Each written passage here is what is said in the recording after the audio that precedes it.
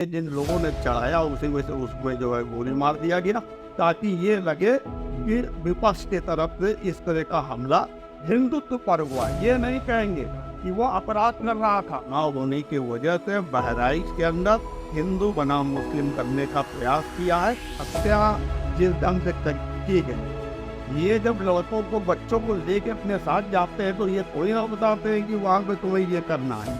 वो वहाँ जाके ढंग का माहौल बना देते हैं कि जो अति उत्साहित बच्चे युवा होते हैं वो उनके साथ देने के चक्कर में ऊपर चढ़ गए, झंडा खींच दिए, बना कर दिए। लेकिन निश्चित तौर पर उसको गोली इन्हीं लोगों ने मारा है। इनकी परंपरा ये रही कि खुद ही सब हत्यादी कर देंगे। दादी तरीके से देखा जाए तो वो अपराध था। पिछले हफ्ते भारत में हमने देखा कि उत्तर प्रदेश से लेकर महाराष्ट्र कई सारी बड़ी वारदातें हुई। बाबा सिद्दीकी का जहाँ एक तरफ मर्डर हुआ मुंबई में, वहीं दूसरी तरफ बहराइच में देखा गया कि एक जुलूस निकलते वक्त हिंसा हुई और उसमें राम गोपाल मिश्रा नामक युवक की मौत भी हुई। आखिर इन सब के पीछे क्या वजह थी, क्यों ऐसी हिंसा बढ़ती है और कौन इसका दोषी है? तरह तरह के सवाल सोशल मीडिया पर लोग उठा रहे हैं। तो इस वक्त हम बनारस में मौजूद हैं और बनारस से हमारे साथ कांग्रेस पार्टी के वरिष्ठ नेता राकेश चंद्र जी मौजूद हैं। उनसे हम बातचीत करेंगे और जानेंगे कि ये जो बहराइच की जो घटना हुई, अभी तक तो मामला वहाँ शांत हो चुका है, लेकिन अभी भी लोग डरे हुए हैं। कई सारे लोग ऐसे भी हैं जो अपने घर छोड़कर दूसरी जगह चले गए हैं, तो उनको खतरा है कि कहीं उनके घर को लूट लिया ना जाए। बहुत बहुत स्वागत है सर आपका। बहुत बहुत धन्यवाद भैया। आप क्या देखते हैं, कैसे इन सारे मामलों को, जो बहराइच पर पहले हम बात करेंगे, जो घटना हुई, क्या कारण रहा होगा ऐसे? देखिए, बहराइच के अंदर जो हुआ है वो हिंदू बनाम मुस्लिम कराने का प्रयास एक पार्टी विशेष, जिसको कि इस चीज़ का लाभ मिलता है, नाम मैं ले भी दे रहा हूँ कि भारतीय जनता पार्टी, जिसका जो शुरू से जब से इसका जो है जन्म हुआ है तब से अगर आप देखिएगा तो उसका जो नैतिक बल है सिर्फ दंगा फसाद कराना ही है। और जिसके दम पर ये सत्ता पर काबिज होना चाहती है, कब्जा करना चाहती है, क्योंकि इनके पास कोई नैतिक सिद्धांत और उपलब्धियाँ है नहीं। विगत 10 सालों में अगर आप देखेंगे तो देश के अंदर जितने ज़्यादा दंगा हिंदू मुस्लिम को लेकर कराए गए हैं और जितना भी बखेड़ा खड़ा किया गया, जब जब चुनाव करीब होता है किसी भी प्रदेश का, वो हर जगह ये कुछ ना, अभी आपने बॉम्बे में भी देखा बाबा सिद्दीकी जी पे, उनकी जबकि वो पुराने कांग्रेसी थे।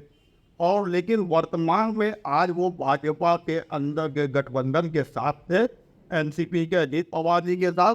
अजीत पवार जी को भी देखिए, एक शब्द नहीं बोल पाए। जो भी इनके साथ रहता है हमने देखा है वो एक भय और आतंक का वातावरण बना करके पब्लिक पर, जनमानस के मानसिकता पर ये दबाव बनाना चाहते हैं कि चाहे जो भी हो जाए। अभी हरियाणा में अगर आपने देखा होगा, हरियाणा में जो है कोई नहीं कह रहा था कि भाजपा जीतेगी, लेकिन अंतोगत्वा अगर 2 दिन पहले वहाँ के जो मुख्यमंत्री रहे सैनी साहब, उधर उनका बयान आपने देखा होगा, तो उनका सारी व्यवस्था हो चुकी है, जीतेंगे हम ही, और फिर कांग्रेस जो है ईवीएम पर होना रोएगी। अरे ये क्या बात कर रहे हैं आप? बताइए, क्या जनता इतनी बेवकूफ हो गई कि अपने हित और अपने मुद्दों को भूल करके भाजपा को, जो दंगाई पार्टी है, जो हर जगह दंगा कराती है, चाहे जैसे भी हो, वही आज इन्होंने महाराष्ट्र के अंदर चुनाव होने की वजह से बहराइच के अंदर हिंदू बनाम मुस्लिम करने का प्रयास किया है, जिसमें मैं पूर्ण रूप से भाजपा को ही दोष देना चाहिए। लेकिन यूपी में योगी आदित्यनाथ की सरकार, उनका तो कहना है कि दंगाइयों को बख्शा नहीं जाएगा, ऐसी किसी भी घटना पर जो हम सख्त कार्रवाई करेंगे। यहाँ तक कि पुलिस प्रशासन पर भी कार्रवाई हो सकती है। तमाम दंगाई हैं, अभी घूम रहे हैं। कहने की बात है कि बुलडोजर बाबा बने, बुलडोजर चला क्यों पर? आप ये देखिए ना, कितनी लड़कियों का, बच्चियों का बलात्कार हो गया, दलित कितने, मंगेश यादव जो हत्या हुई है जिसकी, एक डकैती केस में सुल्तानपुर के अंतर्गत, मारा किसको गया? जरा ये ध्यान देने वाली बात है। क्या वो समय हिंदू नहीं था? नहीं, उस समय वो यादव था, और यादव होने की वजह से उसको जो है यादव बिरादरी को एक तरह से अगमा लगा दिया गया है कि वह अखिलेश का ही आदमी है, और इस वजह से उसकी हत्या की। जब वो हल्ला मचा तब उन्होंने क्या किया, एक गरीब ठाकुर को, जो कि सबसे गरीब था, उसके पिता ने कुछ दिन पहले ही कहा था कि मेरे बेटे को भी यह मार सकते हैं, क्योंकि जो संपन्न था, जो सक्षम था, जो लड़ाकू था, उसको तो ना उनको पाल के रखना है। क्यों? क्योंकि उनको जो है चुनाव के समय में इस्तेमाल करना है। जो कमजोर था उसको अंदर उठा, उसको भी घर पे ही उठा लिया। बहराइच पे हम फिर आते हैं। बहराइच में जो लड़का जो मुसलमान की छत से झंडा जो तोड़ रहा था, छत तोड़ रहा था, उसकी कुछ देर बाद गोली लगने के बाद मौत हो जाती है। गोली किसने चले अभी तक कुछ पता नहीं चल पाया है, लेकिन उस नौजवान की मौत हो जाती है, घर का एक चिराग बुझ जाता है, नई नई शादी हुई थी। तो इन सब के पीछे कोई ना कोई कारण होता है। सोशल मीडिया पर जो है रवि किशन का भी एक वीडियो लोग वायरल कर रहे हैं, जो पिछले दिनों उन्होंने कहा था शास्त्र के साथ तत्व को भी उठाना जरूरी है। तो ऐसे बयानों को सुनकर युवा भड़कते होंगे। देखिए, निश्चित तौर पर उसको गोली इन्हीं लोगों ने मारा है। इनकी परंपरा ये रही कि खुद ही सब हत्यारी कर देंगे और नाम आरोप इस ढंग का समाज के अंदर एक गोदी मीडिया भी इनकी लग जाती है। इस ढंग का समाज के अंदर भ्रम बांटती है कि ऐसा प्रतीत होने लगता है कि नहीं, इसको मुस्लिमों ने ही मारा, जिससे कि दंगा पड़ के जो इनकी मंशा भी है चुनाव के समय में भी। लेकिन देखिए, उसकी हत्या जिस ढंग से की गई, ये जब लड़कों को बच्चों को लेके अपने साथ जाते हैं तो ये थोड़ी ना बताते हैं कि वहाँ पे तुम्हें ये करना है। वो वहाँ जाके इस ढंग का माहौल बना देते हैं कि जो अति उत्साहित बच्चे युवा होते हैं वो उनके साथ देने के चक्कर में ऊपर चढ़ गए, झंडा खींच दिए, बनाना कर दिए। और फिर इसी में जिन लोगों ने चढ़ाया उसी में से उसमें जो है गोली मार दिया गया, ताकि ये लगे कि विपक्ष के तरफ से इस तरह का हमला हिंदुत्व पर हुआ। ये नहीं कहेंगे कि वो अपराध कर रहा था, वो किसी के घर पर या किसी मस्जिद पर चल करके जो है झंडा नोच रहा था। या ये जो है संवैधानिक तरीके से देखा जाए तो वो अपराध था, लेकिन उसको अपराध ना साबित करके हिंदू विरोधी लोगों को, जिनको ये कहते हैं कि पाकिस्तान चले जाओ, फलाना कर दो, ऐसे माहौल क्रिएट करते हैं जहाँ समाज के अंदर विद्वेष और जो दंगा फसाद का जो एक माहौल खड़ा हो सके। रह गई रवि किशन जी गई। रवि किशन जी पता नहीं, हम नहीं जानते कितने पढ़े लिखे हैं, जो कहते हैं शस्त्र और शास्त्र की बात करते हैं। तो अगर वो हिंदू है तो उनको जान देना चाहिए कि हमारे यहाँ ये भी धारणा प्रचलित है कि जहाँ सरस्वती होती है वहाँ लक्ष्मी नहीं जाती है, या जहाँ लक्ष्मी होती हैं वहाँ सरस्वती नहीं जाती हैं।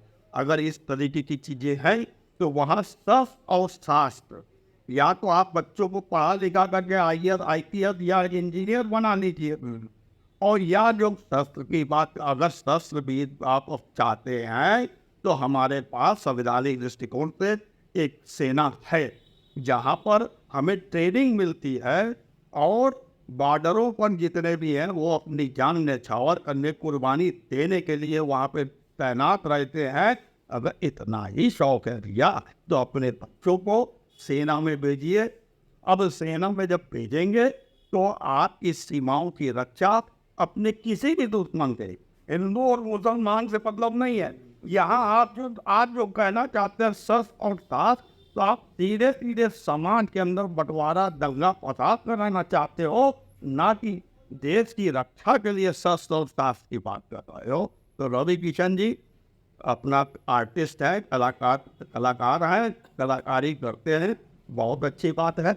आप ध्यान उसी कला में रखिए तो ज़्यादा अच्छा रहेगा। अच्छा, इस मामले पर अखिलेश यादव का भी बयान आया। उन्होंने कहा कि किस तरह के गाने बजाए जा रहे थे, किस तरह के नारे लगाए जा रहे थे, इस पर भी ध्यान देना जरूरी है। इस पर कोई नहीं बात कर रहा है। बिल्कुल ध्यान देना चाहिए, सरकार को भी ध्यान देना चाहिए, चुनाव आयोग को भी ध्यान देना चाहिए, क्योंकि चुनाव का समय है।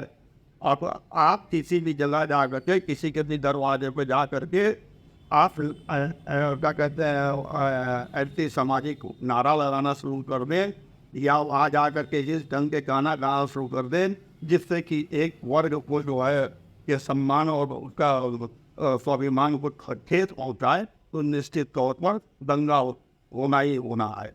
और देखिए, दंगे की जो जमीन तैयार करती है ये जो अभी वर्तमान सत्ता पक्ष के लोग हैं, उनका सिर्फ मकसद सत्ता पर काबिज होकर के और जनता के बीच में जो अपनी बुराइयां हैं, जो इन्होंने, इनकी उपलब्धियां आज तक कुछ है ये नहीं है।